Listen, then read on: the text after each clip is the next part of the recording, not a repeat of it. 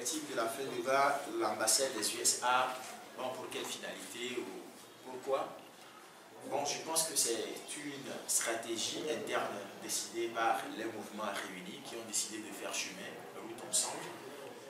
Et nous pensons qu'à travers cela, nous pouvons créer l'opportunité pour le peuple de pouvoir manifester le 8.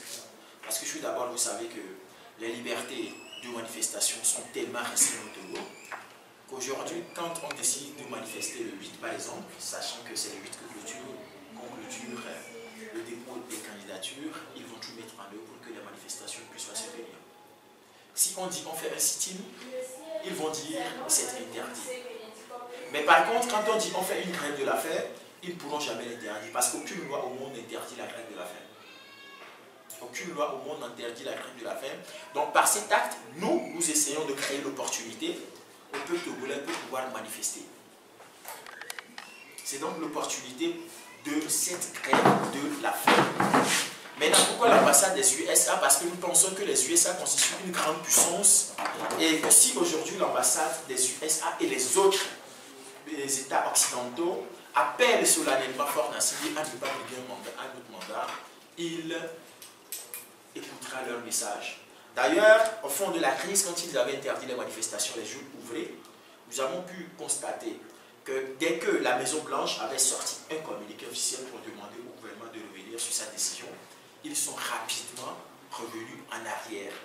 Ils ont écarté cet arrêté et ont redonné au peuple togolais le droit de manifester les jours ouvrés. Et donc nous pensons que la pression diplomatique des USA, de la France, de l'Union européenne et d'Allemagne peuvent toujours être utiles dans ce combat que nous sommes en train de mener. Et l'objectif second pour lequel nous souhaitons rester devant une ambassade, c'est de demander expressément aux puissances occidentales qui sont complices de cette dictature depuis 53 ans et qui le soutiennent, qui le protègent, de lui retirer leur soutien. C'est le second objectif en fait. J'espère avoir répondu à vos questions. Nos activités. Bon, c'est la question, je réponds aussi en attendant. Voilà. Ça me paraît un peu bizarre, mais ça. Bon, ça me paraît bizarre parce que. C'est comme s'il y a une crise dans votre mouvement. Nous n'avons jamais, il n'y a jamais eu de crise au sein du mouvement, il n'y en aura jamais. On s'entend très bien correctement, même si des fois, il arrive qu'on se critique même à l'intérieur du mouvement, nous gardons toujours à l'esprit l'idéal commun que nous poursuivons. Il n'y a jamais eu de crise. La preuve, la dernière fois, à la dernière conférence qu'on a animée le 28, ici, dans cette salle, et notre frère n'était pas présent, et Bob aussi n'était pas présent. Ouais, il n'était pas présent, mais quand même nous étions autour de cette table à plus de 10, autour de la table. Donc aujourd'hui, il n'y a que 2 parmi ceux qui étaient là qui étaient présents, et il y a d'autres qui ont pris le relais. Donc des fois, pour des actions pareilles, on n'a quand même pas besoin de sortir toute la mandat. C'est comme si, pour une conférence de presse, vous demandez à tous les militants sympathisants de descendre. Non, c'est quand même pas honorable, parce qu'une conférence de presse, ça suppose une rencontre entre la cellule qui va communiquer et les journalistes. Ça se limite là. Si aujourd'hui, si demain le mouvement pense que c'est plus bon, un autre camarade, les autres camarades que vous connaissez, et qui doivent être là, qui peuvent mieux faire cette activité, bon, nous on va rester à la maison, ils vont venir. Mais quand il s'agit là d'une action officielle, par exemple de la grève collective de la faim, comme nous sommes en train d'en parler, des manifestations, c'est sûr et certain que vous les verrez tous. Vous les verrez tous. Il y a même des gens qui viennent jamais aux conférences de presse parce qu'eux, ils ne se sentent pas, ils ne se retrouvent pas dans les conférences de presse. Mais quand même, quand il s'agit d'action, vous les retrouverez. Donc, à chacun son boulot. C'est pourquoi, justement, au niveau du mouvement de Keka, depuis que nous avons décidé de casser un peu, de briser un peu la barrière du comité directoire, nous avons mis en place une cellule de communication. Et donc, c'est la cellule de communication qui communique officiellement sur les activités du mouvement. Donc, chacun son rôle. Il y a une cellule chargée spécialement à l'organisation des activités. Quand il s'agit de faire des activités, elle est là exclusivement pour cela. Il y a cellule chargée des relations, par exemple, extérieures, où chacun joue quand même son rôle au sein des rôles qui nous ont été confiés. Bon, moi, j'ai été chargé spécialement pour la communication. Les camarades ont été chargés pour la communication, on essaie de faire notre part, quoi. Bon, oui, ça. Mais ça. Apparemment, oui, moi, c'est. Voilà, parce que tout un chacun de nous c'est bien que qui ne veut pas le changement de l'eau, qui ne veut pas la tendance. Nous sommes là. Donc c'est le peuple qui est derrière nous. Nous sommes derrière le peuple, nous sommes les citoyens de l'eau, nous sommes vraiment le changement. Donc A est égal à A. Donc il n'y a rien de plus à faire ça. Bon, une autre question avant que je laisse. Bon, tout d'abord, ajoutant un peu à la question de Bob, c'est vrai que le peuple qui décide. Nous sommes les représentants de ce peuple. Voilà pourquoi il y a quelques mois, quand on posait des questions sur une déclaration que Mme Brigitte Ayamaru aurait faite, et où elle dit nous allons empêcher par tous les moyens les élections de 2018, j'avais clairement dit qu'en disant nous allons empêcher, elle ne parle pas en tant que Brigitte, mais elle parlait en tant que porte-parole représentante de ce peuple-là qui l'a mandaté expressément pour une mission donnée.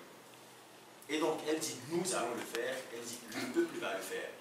Et si à un moment donné, ceux qui l'ont mandaté ne se sont pas prononcés, n'ont pas fait ce qu'ils devaient faire, ce n'est quand même pas à la personne, au représentant mandataire qu'il faut s'en prendre, mais plutôt au peuple lui-même. Et donc dans ce cas précis, il a bien dit c'est le peuple, mais de toute façon, moi j'ai toujours dit, et plusieurs d'entre vous le savent, que nous ne savons pas ce que fait l'adversaire. Et lui non plus ne saura pas ce que nous sommes en train de faire. Parce que de toute façon, la politique, ce que nous sommes en train de faire, suppose beaucoup de subtilité, beaucoup de ruse. Et nous avons l'obligation d'être aussi rusés qu'eux. Ils sont rusés, nous devons aussi l'être.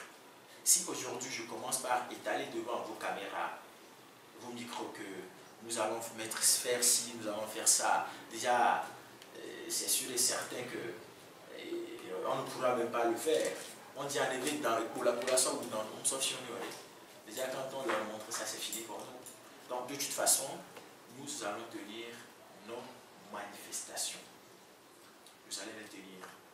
Et si le mouvement vient, on ne les tient pas, vous saurez encore. Mais de toute façon, nous mettrons en œuvre tous les moyens démocratiques possibles pour que nos manifestations puissent se tenir. Maintenant, parlant des mouvements citoyens. Bon, nous, tout d'abord, depuis un temps, on préfère ne plus se définir comme une organisation de la société civile, comme la société civile.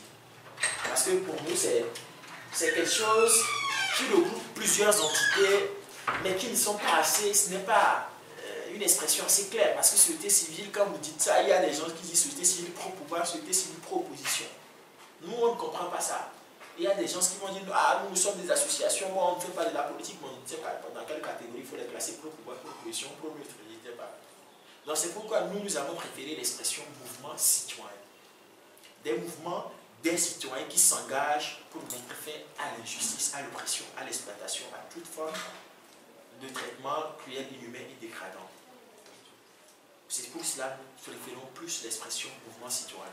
Et c'est le cas également avec nos amis Lucha, Philippe, les citoyens, tout ça. Vous leur parlez, ils vont dire nous ne sommes pas des organisations de la société civile, nous sommes des mouvements citoyens. Bon, maintenant parlant des mouvements citoyens qui composent un peu l'entité, pour l'instant on essaie quand même de voir, de ratisser large, voilà pourquoi on n'a pas encore donné un nom précis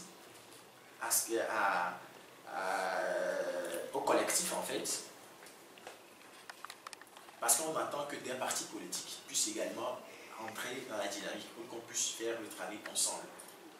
Et donc, il y a par exemple en aucun cas qui est membre de tel, il y a Patriote Togolais, il y a le mouvement Bindi Bindi, il y a le mouvement pour la résistance patriotique, il y a l'ONG Action Sud, il y a la Solidarité Planétaire Blanche du Togo, il y a la LTDE, il y a des mouvements de jeunes de quartier qui se sont, là, ils n'ont pas de tel fixe, puisqu'il y a des jeunes de quartier de Zéronako, des jeunes de quartier d'Alakpam et des jeunes de quartier de Vert.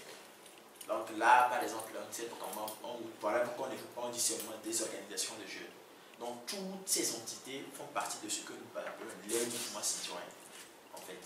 Bon, à la conférence dernière, que nous avons tenue le 28, si vous étiez là, vous aurez compris tout ça, parce que eux tous, ensemble, on était tous ensemble à la conférence de presse, mais exclusivement pour aujourd'hui, on a décidé de n'être qu'à un effectif restreint.